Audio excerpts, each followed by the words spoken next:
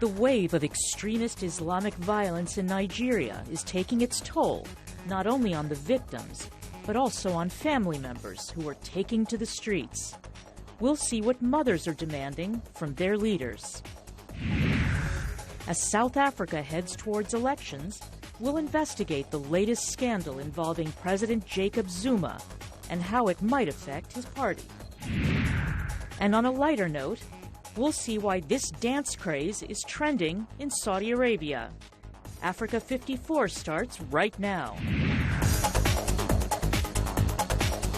Hello and welcome. I'm Vincent McCory and this is Africa 54. Those survivors of Monday's rush hour bombing attacks just outside Nigeria's capital are continuing to receive medical care, and some are recounting the horrible ordeal. At least 71 people were killed in the blast and another 124 were wounded. Many of those wounded in the explosion at the bus station located 8 kilometers southwest of Abuja in the town of Nyanya are still being treated in hospitals on Wednesday. One survivor says the moment the blast ripped through the station, he was immediately struck by fire before he started running. Another survivor said he felt lucky to be alive after seeing so many dead bodies.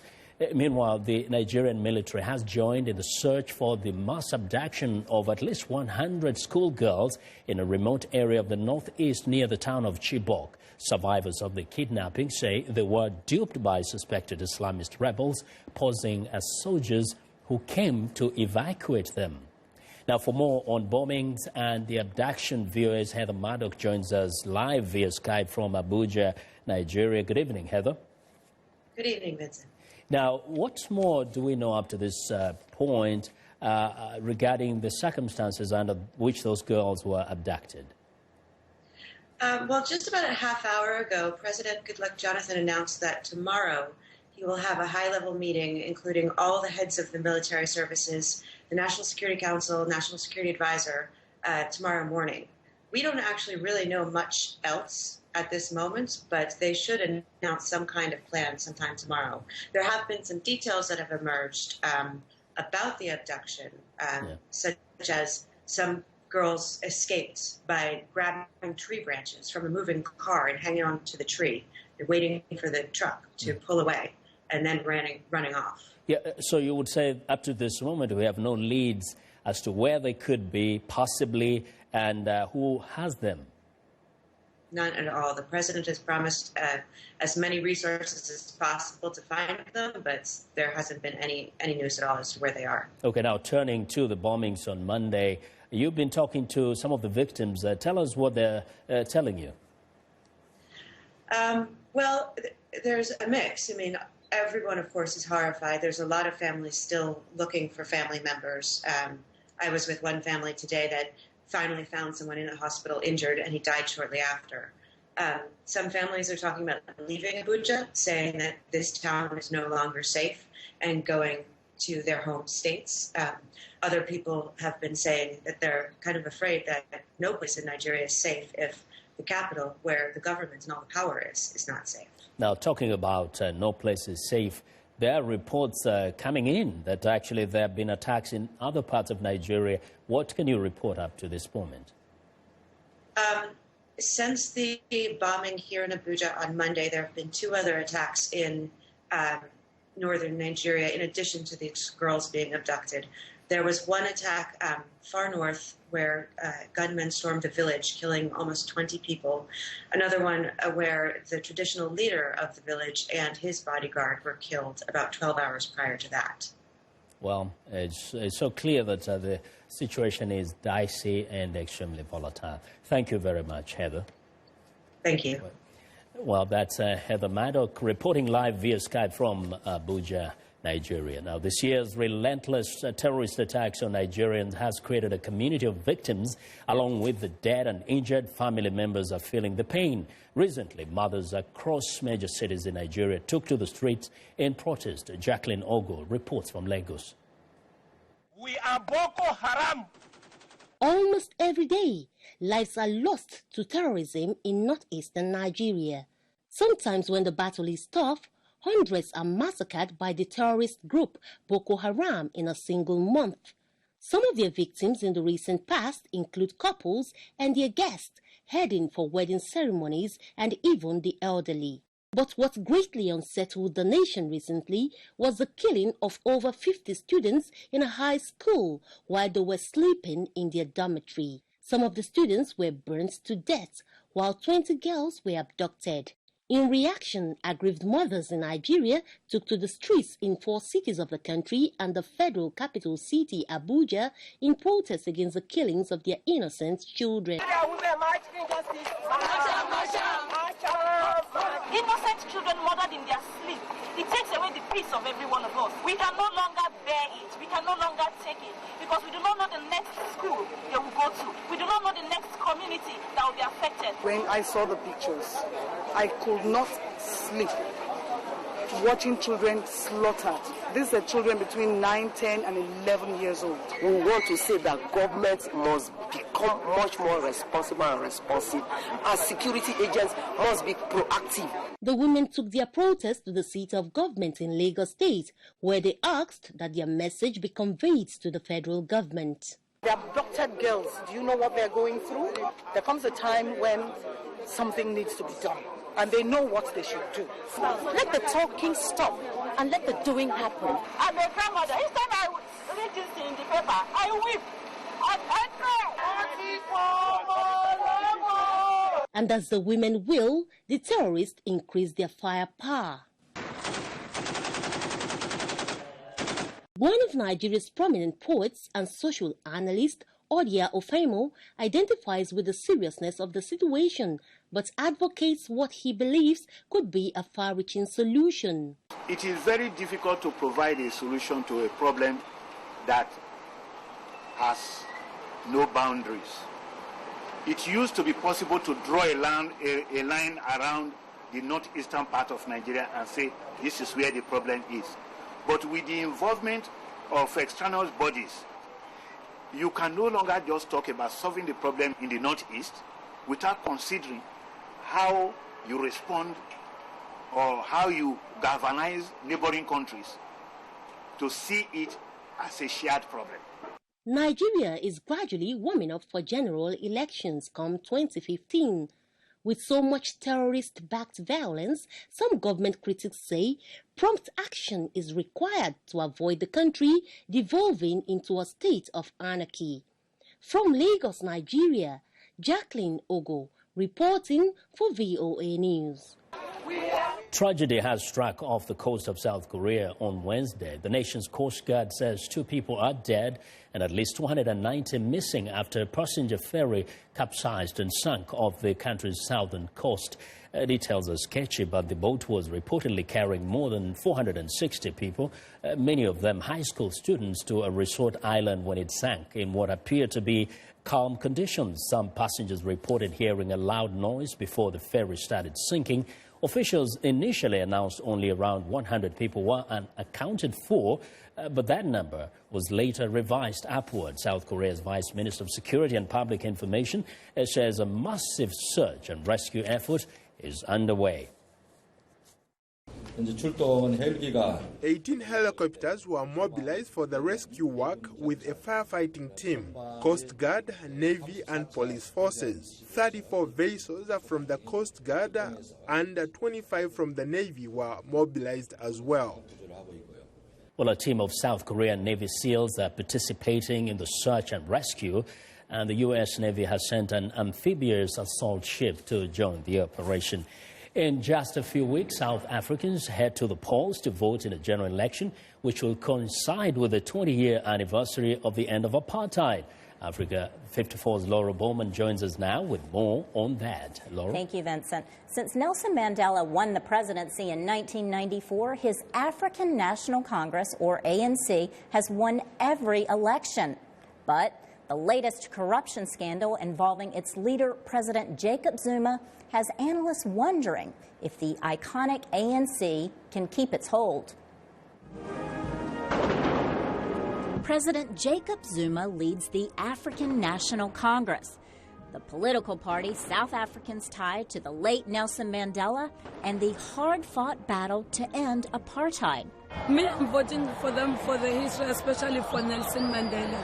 The ANC is expected to do well in May 7th elections, But President Zuma's latest corruption scandal has some activists seething and some voters on pause. The leaders who are there are not there to rectify the mistake of the past. They are there to live a good life. Here's a piece of the good life. Nkandla is the private residence of President Zuma, who has 3 other official homes. Taxpayers spent $23 million in security upgrades to this home, including an amphitheater, a helicopter helipad, cattle pens, and more. For example, there is a swimming pool which is being characterized as a water source for fire prevention. Speaking via satellite from the Council on Foreign Relations in New York is former U.S. Ambassador John Campbell, who monitors South African politics. In other words, you could pump water out of it to fight a fire. Most South Africans, at least if the blogosphere is any indication, simply don't buy that as an explanation. In your view, is this corruption? Well, a great many South Africans think it's corruption. South Africa's government ombudsman Thuli Madonsela says it's corruption. She released a report in March ruling that President Zuma had violated the country's ethics code by failing to protect state resources. The first complainant's allegation that the expenditure constitutes opulence at a grand scale is substantiated.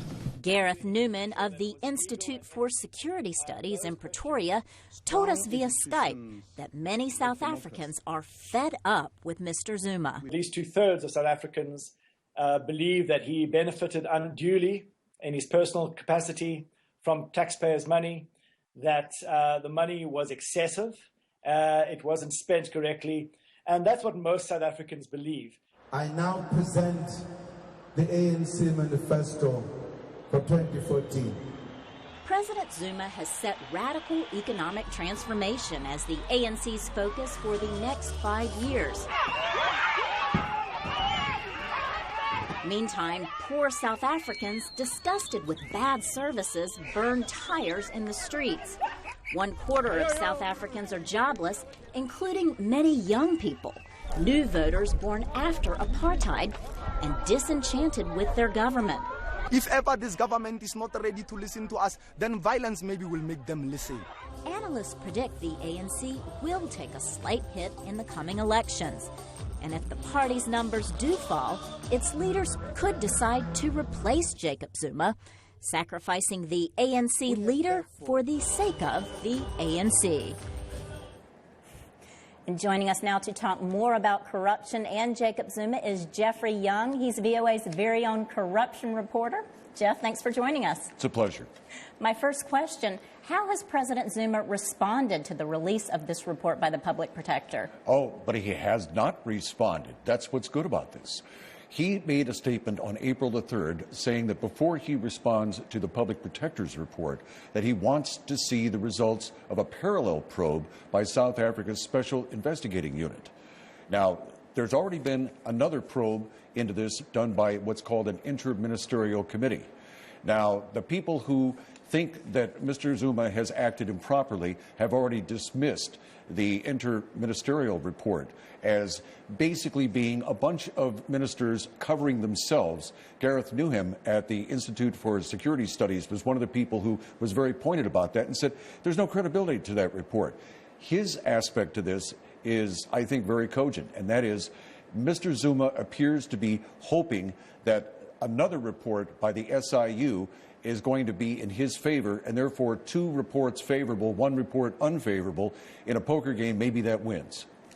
And so how do you think the public responds to these 3 separate reports, the 2 done by people close to the president and the 1 done by the ombudsman?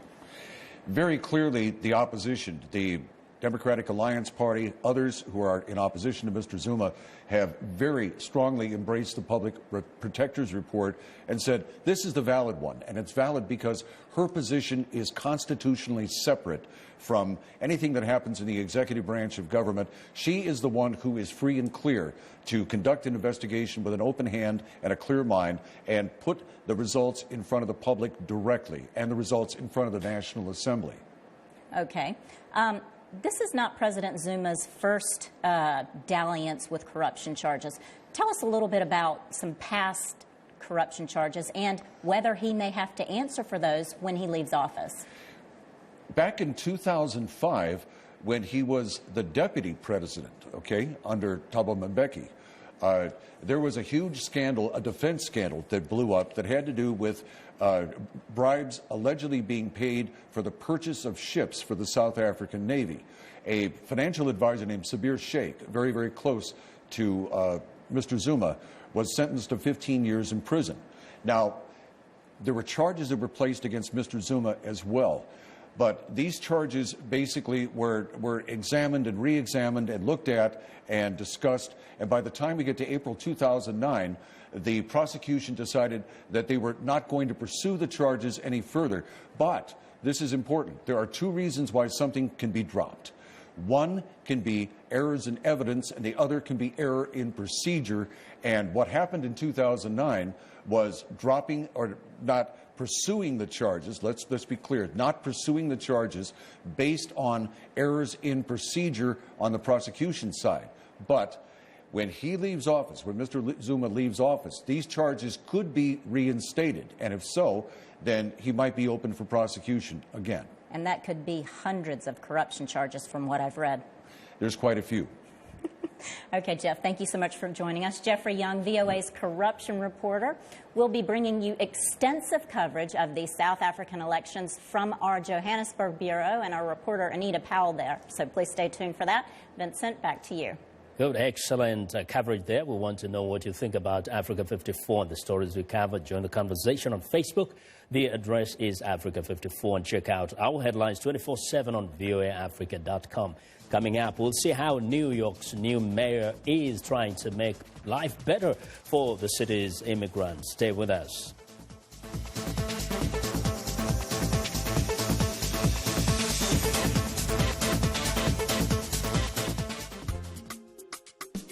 I think that Straight Talk Africa is important to the viewers precisely because they see it like a mirror. They see themselves in the discussions that are carried out on Straight Talk Africa.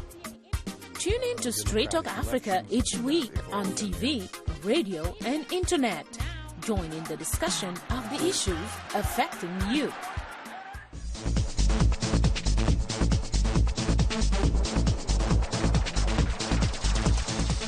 Welcome back. A special New York Police Department surveillance unit that targeted and monitored Muslims is being disbanded. The NYPD announced on Tuesday that it was breaking up the secret unit of plainclothes detectives who ran detailed invasive spying operations targeting the city's Muslim communities. The Intelligence Division program had come under fire by community activists who accused the department of abusing civil rights. The program relied on plainclothes officers to eavesdrop on people in bookstores, restaurants, and mosques. Now, New York is also home to a large number of immigrants, and advocates are pressing for sweeping reforms to clear a path to citizenship for all, including those without valid visas. As viewers Adam Phillips reports, the city's new mayor is hoping to implement a new universal identity card program that will help undocumented immigrants move into the city's mainstream. Mere blocks from City Hall, immigration advocates rallied for what organizers billed as a national day of action. Nisha Agarwal, New York City's immigration commissioner, represented Mayor Bill de Blasio. He's made sweeping immigration reform a centerpiece of his policy agenda. We're here to support and to also show that New York is leading the way in terms of creating a pro-immigrant equality agenda that hopefully the nation can follow. Carlos Menchaca, chairman of the City Council's Office of Immigrant Affairs, sponsored legislation to issue municipal ID cards to every New Yorker. This legislation is designed to bring people out of the shadows and give them identification. This is for every New Yorker. It doesn't matter your status. If you reside here and you can prove your identity, we want to give you a card. Advocates like Bakiri Chandia say this will help the city's African diaspora community. Because if you are undocumented, person with expired national IDs, you will not be able to access to certain, building. You will not be able to open a bank account. You will not be able to have a regular life as a normal New Yorker. Proponents argue that IDs are key to economic empowerment in other ways. Without a valid ID, many new immigrants who drive taxis can't get their driver's licenses renewed. Without identity papers, parents cannot enter their children's schools for parent-teacher conferences. And advocates say that children not born in the U.S. have another disadvantage. Bronx community leader Aburu Zakubawa took a group of high schoolers to an event where IDs were examined at the door. Or the youth who are born here was able to enter, but those who just came without ID, we left them outside because of the ID. So I was so sad about those two youth.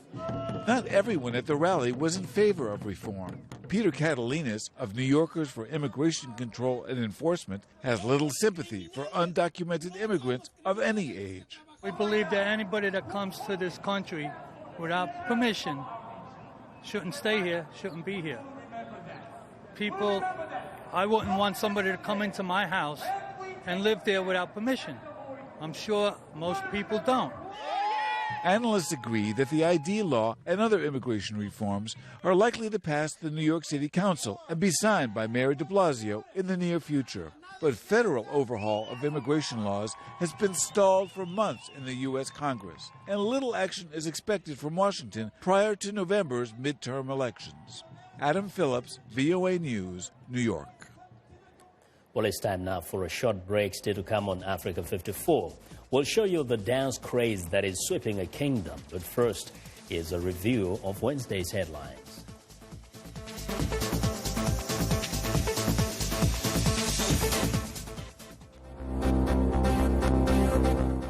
If you've just joined us, I'm Mariama Diallo, and here is a quick recap of today's headlines. Algeria goes to the polls with veteran president and candidate Abdelaziz Bouteflika recovering from a stroke. In South Africa, the prosecution derides a forensic expert hired by Oscar Pistorius, accusing him of being unqualified to testify. In Nigeria, the death toll from a massive explosion at a busy bus station has risen to 75 and is expected to grow. In Guinea, local restaurants and the tourism industry in the capital Conakry are hit by the recent outbreak of Ebola. Finally, in Egypt, as the military-backed government cracks down on the Muslim Brotherhood, authorities tighten control over mosques. That's it for today. Thanks for watching. We'll see you next time.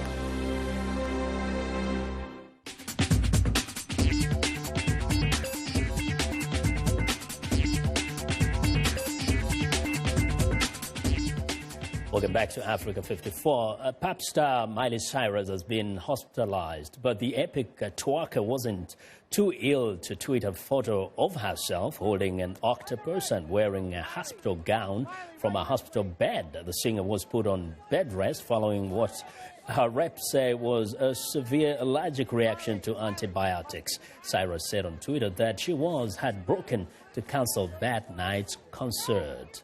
Next. No talking here. The penguin dance craze has taken Saudi Arabia by storm.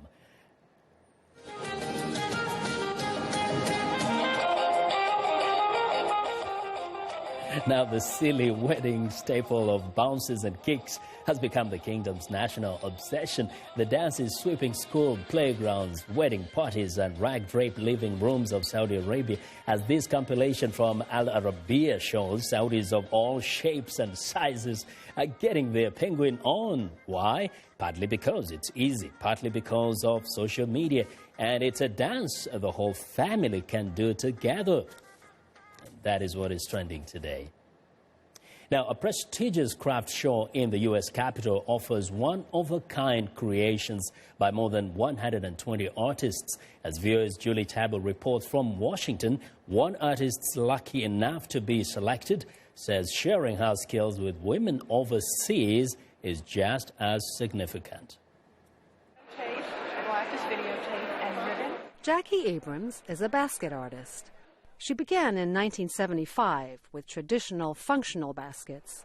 Today, she makes 2 lines of contemporary baskets using non-traditional materials. One are coiled baskets using a very traditional coiled technique where it's stitched, and for that I use recycled fabric. I also weave other baskets with a heavy cotton paper and wire to make a form reminiscent of a women's form. I'm really interested in what I can cover the surfaces with sand or other textured materials.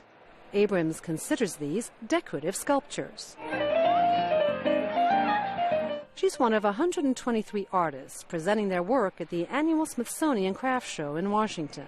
It's widely regarded as one of the nation's most prestigious. So this is the 4th time I've done this show in 17 years, and it's a thrill to be here. The show includes hundreds of one-of-a-kind or limited edition works representing a variety of media. Everything from glass, wood, and wearable art to these vibrant dioramas with miniature figurines made out of boiled potatoes and plaster. What is that? This is recycled silk glasses. But for Abrams, exhibiting her baskets here is just one of the highlights of her career. The other is work she began doing with women in Africa in 2005. While I was there was so much trash all over the ground and so many plastic bags, and I'm a fiber person, and I thought we can use these fibers, we can clean these bags and use them. I taught them to crochet using plastic trash bags, and I taught them to crochet wallets with zippers and carrying bags. The women generated enough income from their handicrafts to help support their families. I think that these women now have some economic freedom from their husbands. It gives them a little power within their families that gave them a sense of worth. I must say this is speaking to me. Abrams would like to go back to Africa one day to help empower more women financially. But in the meantime, she looks forward to expanding her line of basket sculptures and hopes to be selected for the Smithsonian Craft Show again next year. Julie Tabo, VOA News, Washington. Well, that's our show for today. Be sure to watch Africa 54 on our website at voaafrica.com. For more news, tune in to VOA's evening radio show, Africa News Tonight at 1800 UTC, and in the mornings today, Break Africa between 0300 and 0600 UTC, Monday through Friday. Thanks a lot for watching. From all of us here in Washington, have a good night.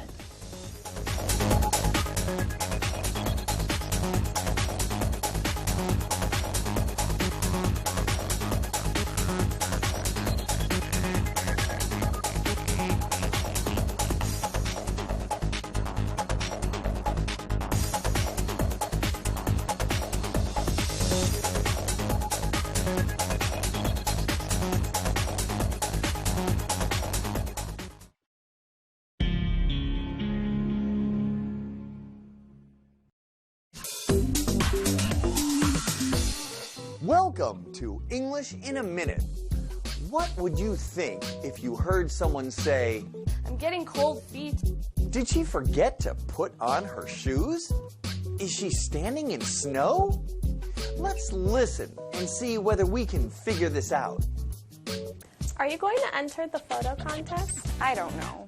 Oh, you should. You're so talented. Your pictures are beautiful. You're just being nice. But I'm getting cold feet. I don't know if I'm good enough. If you say, I am getting cold feet, it means that you are afraid or uncomfortable about doing something. For example, People say a person is getting cold feet if he or she is supposed to get married but calls off or cancels the wedding.